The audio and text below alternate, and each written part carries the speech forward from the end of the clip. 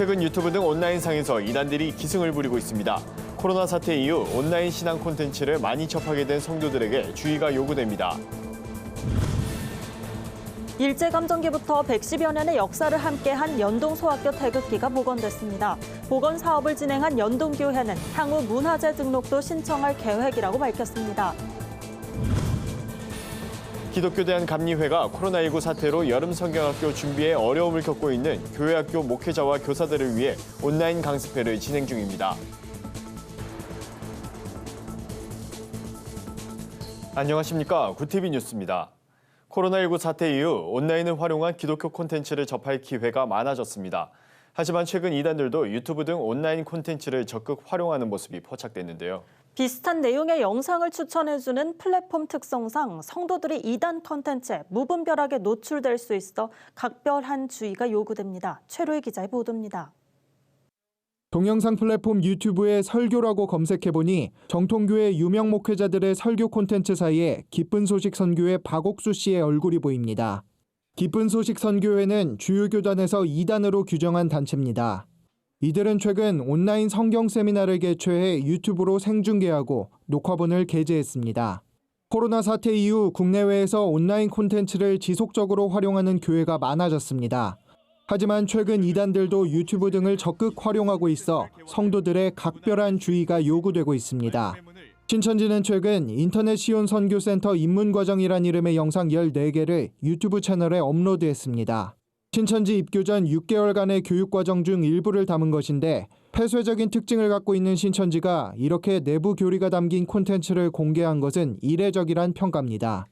종말론 사무소 윤재덕 소장은 성경에 입각해본다면 허점이 많은 영상이지만 성경 구절을 인용하는 등 그럴듯한 논리에 오해할 수 있다며 주의를 당부했습니다.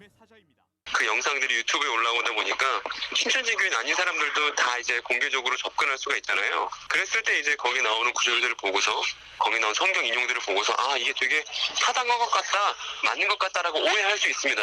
그래서 교인분들이 그런 거에 대해서 좀 조심해 주시고 좀 교회 교육을 담당하신 분들은 그래도 좀 확인해 보실 필요가 있지 않는가라는 생각은 좀 들어요. 안상홍을 하나님으로, 장길자를 어머니 하나님으로 칭하는 하나님의 교회는 한 달 전 유튜브에 새로운 영상 설교 채널을 개설했습니다. 기존에 운영 중이던 채널도 있고 자체 영상 공유 플랫폼도 갖고 있지만 최근 코로나 사태로 온라인 의존도가 높아진 국내 교도들을 위해 마련한 것으로 보입니다. 이단 전문가들은 유튜브 등 온라인 콘텐츠를 통해 은혜 받는 것도 좋지만 새로 접하는 콘텐츠는 더욱 신중하게 검증할 필요가 있다고 강조합니다.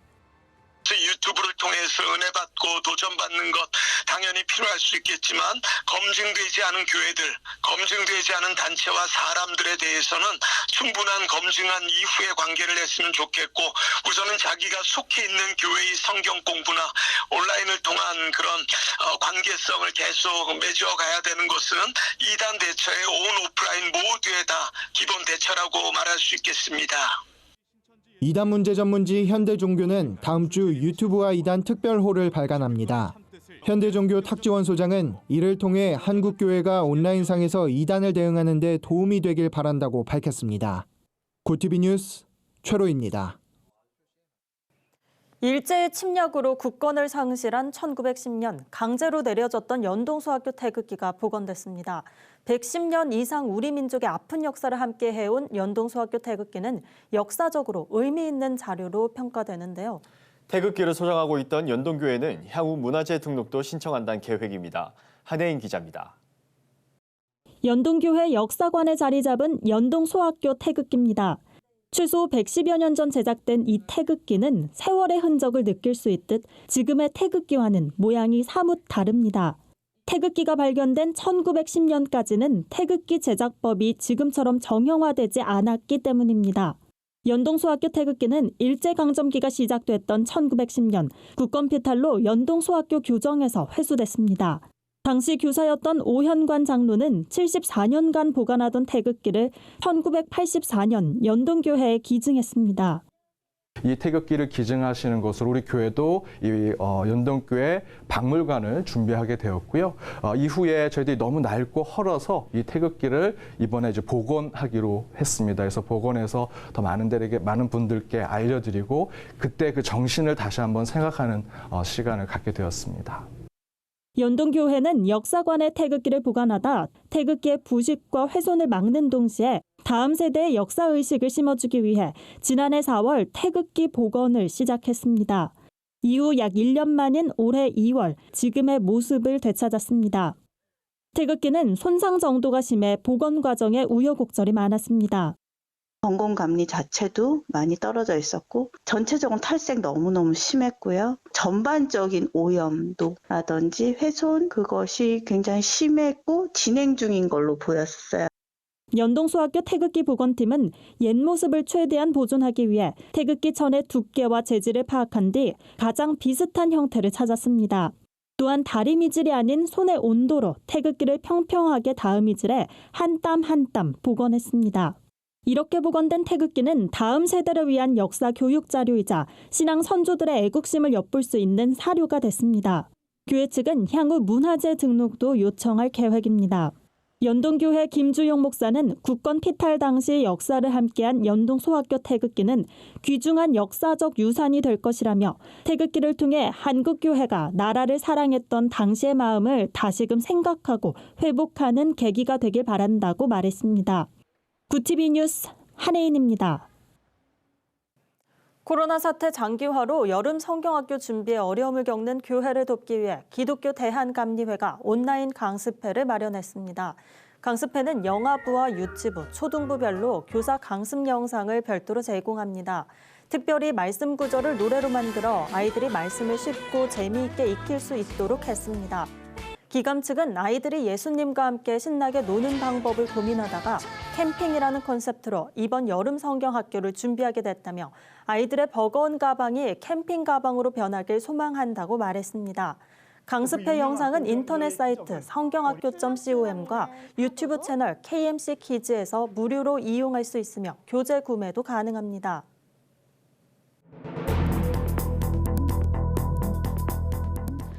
세계 곳곳의 주요 소식을 살펴보는 시간입니다. 도널드 트럼프 미국 대통령이 세계보건기구 WHO와 실질적 개선을 이루지 못하면 자금 지원을 영구적으로 중단하겠다고 경고했습니다. 심지어 회원국 탈퇴까지 시사했는데요. 자세한 소식 박지연 기자가 전해드립니다. 도널드 트럼프 미국 대통령이 세계보건기구 WHO가 한 달 이내 실질적 개선을 이루지 않는다면 미국의 일시적 자금 중단을 영구적으로 중단하겠다고 경고했습니다. WHO가 코로나19 사태 초기 발병 관련 보도를 무시했으며 지나치게 친중국적이라는 이유에서입니다. 트럼프 대통령은 WHO가 팬데믹 대응에서 반복적으로 한 실책 때문에 전 세계가 엄청난 대가를 치른 점은 명확하다며 중국으로부터 독립돼 있다는 점을 입증해야만 앞으로 나아갈 수 있을 것이라고 지적했습니다. 이에 세계보건기구 테워드로스 아드하눔 거브러 여수스 사무총장은 최대한 적절한 시기에 독립적인 평가를 개시할 것이라고 말했습니다. 중국에서 코로나19 사태로 2달 반 동안 연기됐던 전국인민대표대회와 전국인민정치협상회의가 21일 막을 올립니다. 특히 이번 양회는 중국이 코로나19 확산을 저지한 상황에서 열려 시진핑 국가주석이 사실상 코로나19와의 인민전쟁 승리를 선언할 것으로 보입니다. 양회는 코로나19 재확산을 막기 위한 방제 강화로 인해 각 지방정부 대표단을 최소 필요 인원으로 축소하고 일주일 내 모든 안건을 처리할 계획입니다. 당일 수의 전인대 외사임 주임은 현재 해외 코로나19 상황이 복잡하고 엄중한 상황에서 중국은 코로나19 역의 유입과 국내 재유행 도전에 직면해 있다고 설명했습니다. 코로나19 사태 속 개학을 단행한 유럽 22개국 교육장관들이 개학 조치가 바이러스 확산으로 이어지지 않았다고 밝혔습니다. 개학 이후 학생들이나 부모, 학교 직원 사이에서 감염자 수가 증가되지 않았다는 겁니다. 이에 따라 교육장관들은 개학에 따른 부정적 여파는 없다고 말했습니다. 크로아티아 블라젠카 디비악 교육부 장관은 이러한 결과는 가능한 학교를 안전하게 하기 위한 특별 조치가 행해진 가운데 나왔다는 점을 염두에 둬야 한다고 강조했습니다.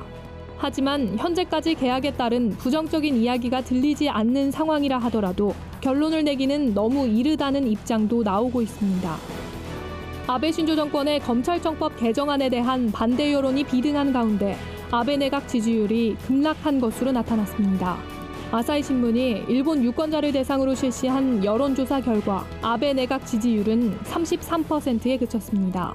특히 내각 지지율 하락에는 아베 정권이 검찰 개정법 개정을 추진한 것이 영향을 미친 것으로 실제 여론조사에서 검찰청법 개정안에 반대한다는 의견은 64%에 달했습니다. 이 개정안은 내각이 인정하면 검사장이나 검사총장 등의 정년을 최대 3년간 연장할 수 있으며 검찰의 중립성을 흔들겠다는 시도라는 비판을 받고 있습니다.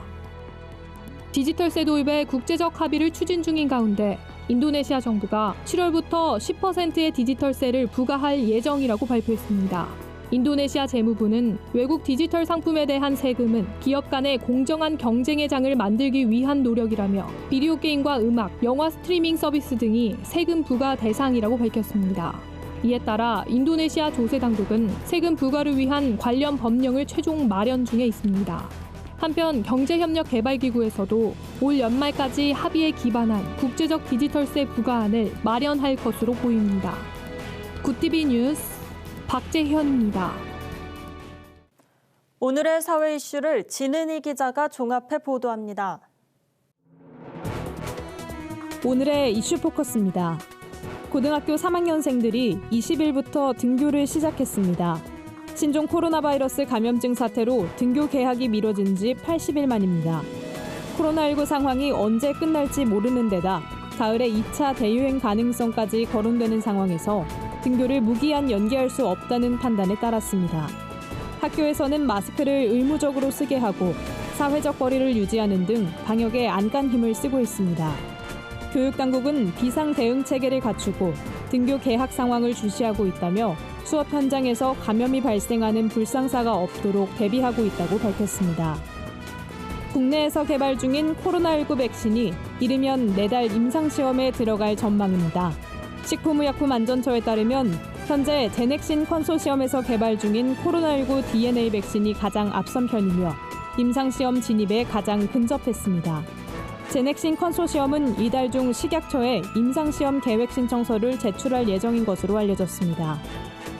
코로나19 바이러스의 사람 간 전파를 막기 위해서는 현재 사회적 거리두기 권고 수준인 2m로는 부족하다는 연구 결과가 나왔습니다. 공기에 섞여 움직이는 침방울 특성상 2m로는 충분치 않다는 겁니다. 키프로스 니코시아대 디미트리스 드리카키스 교수팀은 시속 4km의 약한 바람만 불어도 침방울이 5초에 6m를 날아간다며 침방울의 크기와 개수, 온습도 등의 영향으로 공기 중에서 침방울의 움직임이 매우 복잡해 예측하기 어렵다고 주장했습니다.